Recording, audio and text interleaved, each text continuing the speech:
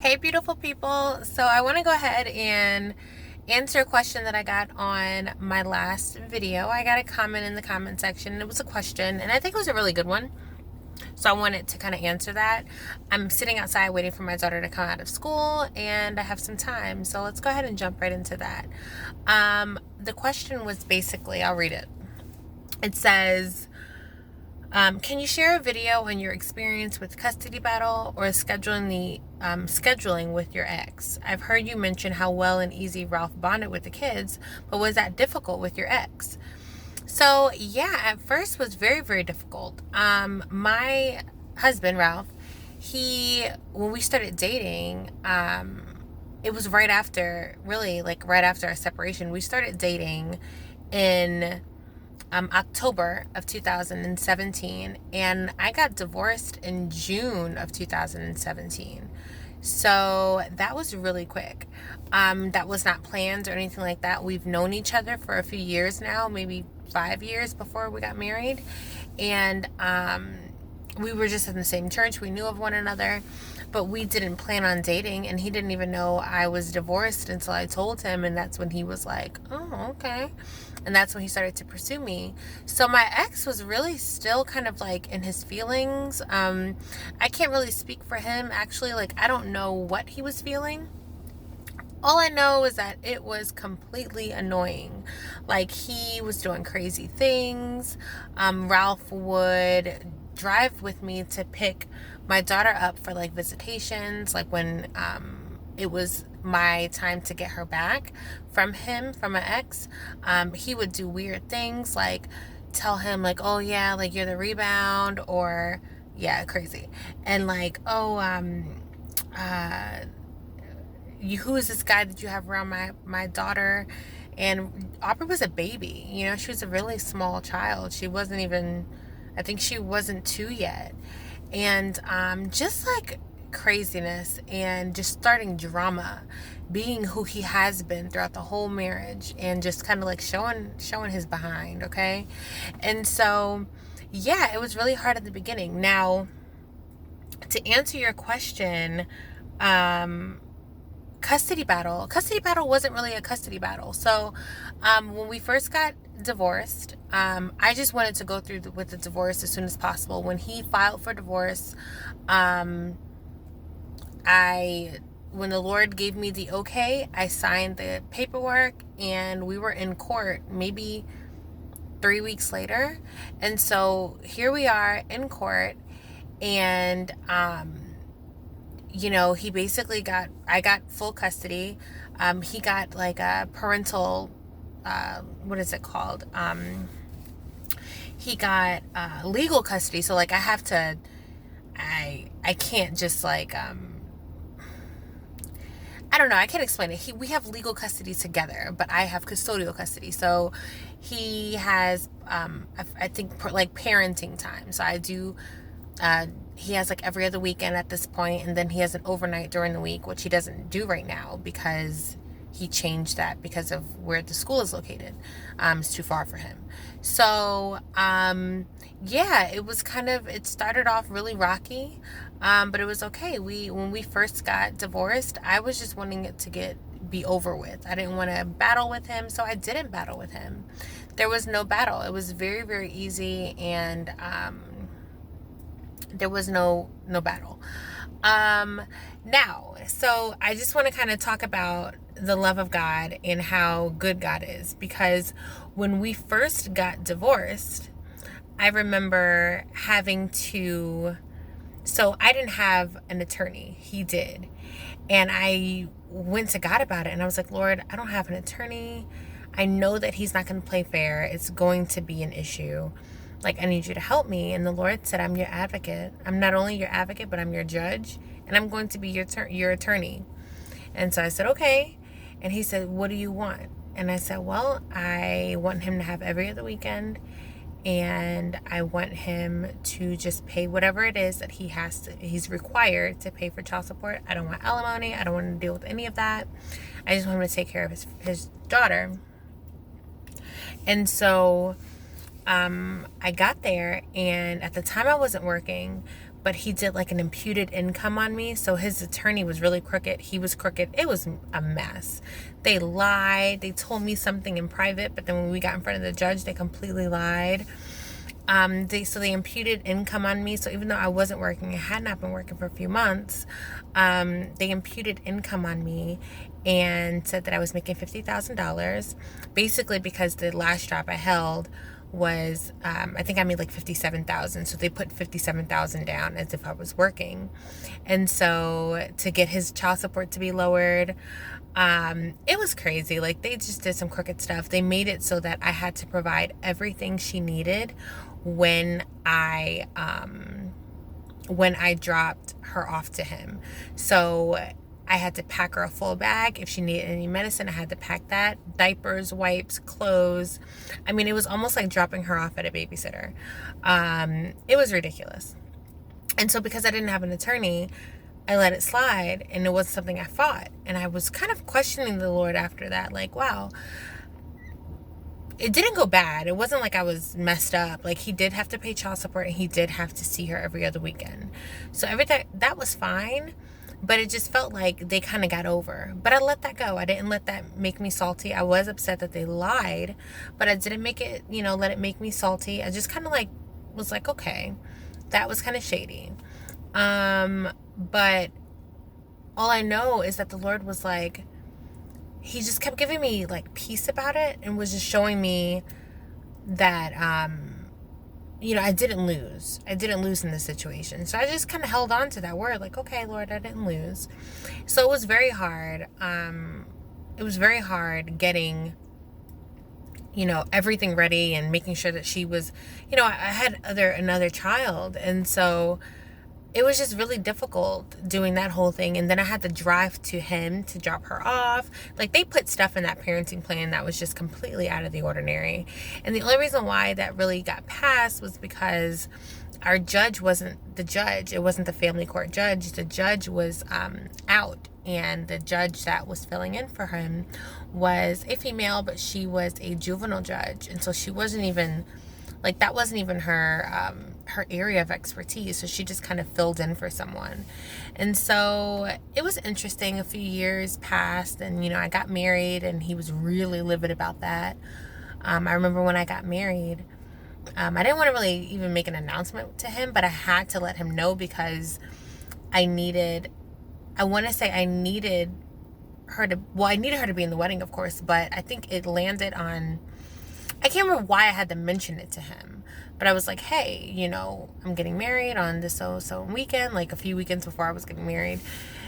And he flipped. Like, I picked her up and I was getting her and putting her in the car, and he flipped out and was like, who are you getting married to? And you guys are getting married, and you must have been cheating on me, because that's really close to how, like, when we divorced. And he was very, very salty. And so it wasn't a completely amicable situation. My husband handled it like a G, meaning, like, he did not allow my ex-husband to rub him the wrong way. I was the one that was all up in arms. My husband was like, God got us, don't worry about it. There's been times where, like, my ex-husband tried to, like, buck up at my husband, and he was just like, and my husband's in the military, so he was just looking at him like, I dare you to jump, fool. Like, I dare you. And so, but my husband is not only is he meek, but he is completely humble. And so words don't really get to him like that. He just wanted to make sure that we were safe. And so he had made different changes to the situation, making sure that he was there every time we exchanged Aubrey and things like that. So yeah, it was interesting. It was interesting at first. It was very interesting at first. But since then, this is how good God is, right? So I wanted to take him to court for years, because I was like, okay, we need to change this parenting plan. This is not working. And so one day I started looking up at an attorney, and the Lord was like, no. And I was like, why? And it was like, no, don't do it. And it just felt like, don't do it. So I didn't do it. So then he would act stupid another time, and I would be like, you know what? I'm looking up an attorney. I'm getting this changed. And I would go and just start researching, and I would get like this this feeling like, don't do it. And I just never had peace about doing it. And so I kind of just let it go. I let it go. Um, and one day, the Lord said, you're not going to have to take him to court because he's going to take you to court. And I'm sitting here like, why are you going to take me to court? Like, he has everything he needs. Like, he pays half of the child support he's supposed to pay. He doesn't, see her that often. He sees her every other weekend. And, like, I couldn't understand why he would take me to court. And so I was like, okay, that's weird. And I told my husband, I said, the Lord is telling me that he's going to take us to court. And my husband was like, I don't see why not. I mean, like, I don't see why, but okay.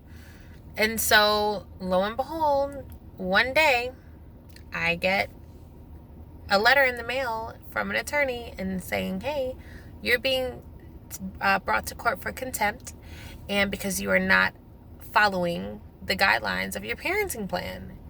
And I'm like, what? Like, dude, what are you talking about? And so there I go. And I had to go look up an attorney. Complete peace. He showed me who to pick. I didn't have to go through a bunch of attorneys. He showed me who to pick. I picked her. We went through mediation. This woman looked at my parenting plan the first time and was like, this is ridiculous. We're changing this whole entire thing. And that's exactly what she did. She changed the entire parenting plan. She made it work out for both parties, but especially for me, being that I am the custodial parent, okay? I take care of her 24/7, 7 days a week. And it is only fair to make a parenting plan fair for both parties. And that's exactly what happened. I do not have to provide anything when I drop her off because that is her father, right? You're supposed to be her father. So there you go. You're supposed to be able to provide everything she needs when she's in your care. It also showed exactly, it made him show how much he made. He originally lied about that to pay less child support and all different things. They changed our parenting schedule, so now it worked out for her so that she didn't have to be in the car as much. And I mean, it just worked out. And so now, through a lot of prayer, like I have been praying about the situation. Like every other time we saw him, it was some more shenanigans. It was some more drama. And every single time I would leave, and even if my heart, you know how it is, like when you're really upset about something, your heart is beating fast, thoughts are running through your mind, and you get angry, and then you get sad, and you're like, why am I dealing with this? And you don't want your husband to deal with this. So you're like, man, like, well, how did I put my husband through this? All types of thoughts. And when I would finally get through those thoughts, I would stop, and I would say, you know what, Lord, I know you got me. You are behind my marriage with my husband. You are behind everything that, that is happening right now as far as, I'm dealing with this divorce or dealing with the repercussions of a divorce. I'm dealing with having to share my child. You're here with me. You're my father, and you will not have me deal with anything that I can't bear. So not only would you give me the peace and the strength to bear it, but you will also give me favor in every situation, especially this one. And I would pray that prayer. My husband would be praying for me, like in the midst of dropping her off, picking her up. We would pray before we got there, pray after we left. We treated him like gold, okay? When I tell you we treated him like gold, we did not treat him like garbage. We didn't talk, it was no attitude. I would greet him with smiles, and my husband was very, very nice to him, always greeting him, hi, how are you? And he was just salty every time. And it was just really bad. And so we finally got through, a stage where we broke through a lot of the turmoil, and it started to get a little bit more easy. And that was just in the past few months. Recently, my daughter started school, and we don't live very close to them. So she started school in our neighborhood. Well, the plan wasn't to do that, but I thought that was best for her. So we put her in school, and when we put her in school, I sent him a message saying, hey, we're going to put her in school. Well, what he did was he gave up his overnight during the week. So instead of every other weekend plus one overnight during the week, he gave up the one overnight during the week. And what that means to me is I was praying to God so heavily about just the feeling I was getting and the sadness I was experiencing when I had to sleep without my daughter, without my daughter in my house. And, there's a unsettlement when you do that. I got peace often when it came to everywhere my child went. If I didn't have peace, she wasn't going. But it was just really hard having to adhere to this schedule. I just thought it was excessive, especially for her age. And so it was hard, and I was praying about it. And the Lord kept telling us, it is going to change. It's going to change. And he told us that the first time my parenting plan changed, and it changed. So I was hopeful. And most recently, when we put her in school, he gave up that day. And so now we only do every other week. Not only that, but I don't have to see him. He doesn't have to come to my house anymore. Because the parenting plan change that we also made was that he had to come pick her up. And then we picked her up from him when we picked her up from him. And so just making it fair for both parties. But now we don't have to do that. We have to go pick her up from him, but he doesn't have to come to our house. He just picks her up from school. And that gives him the opportunity to experience that with her, like picking her up from school and dropping her off. And we just wanted it to be fair for everyone and less dramatic. And that's exactly what we got. It took us 2 years, but we got that. So sisters, brothers, if you guys are dealing with any drama from the other party, I would tell you to be faithful. Speak the things over your life that you want to see. Make sure that you do not have any type of unforgiveness, bitterness. Get rid of that, sister. Get rid of that. And it's hard when somebody is constantly doing something wrong. It's tough. But I just really challenge you to want better for yourself. And the only way to do that is to really, truly love one another. And we walked in love with him. And I believe that that's why God honored us. He really honored us because we walked in love with him. And although, he still gets salty sometimes with us, and there's times that, it's not fun dealing with him. We don't deal with half the things that we dealt with him before. And I could tell that the love of God is rubbing off on him. And I pray that he is moving on. And I think that was the biggest thing for him. He had not moved on yet. And he was still dealing with those struggles. And honestly, maybe even hurts, things that I've done in the past that maybe have hurt him. And he had not gotten over. So I hope that answers your question. Thanks for the little time I had with you guys. I have to go pick her up now, and I love you. I'll see you in the next video. I have another video that's going to be uploaded on tomorrow, I believe. And make sure you guys subscribe for more stories like this and just me sharing a little bit of my experience. Tap the notification bell so you can be notified. Subscribe right now. Go ahead and do it. I'll give you some time. Go ahead and subscribe, please. I said please. And comment down below any questions you may have that you want me to do in another video in the future. And I will see you guys next time. Bye.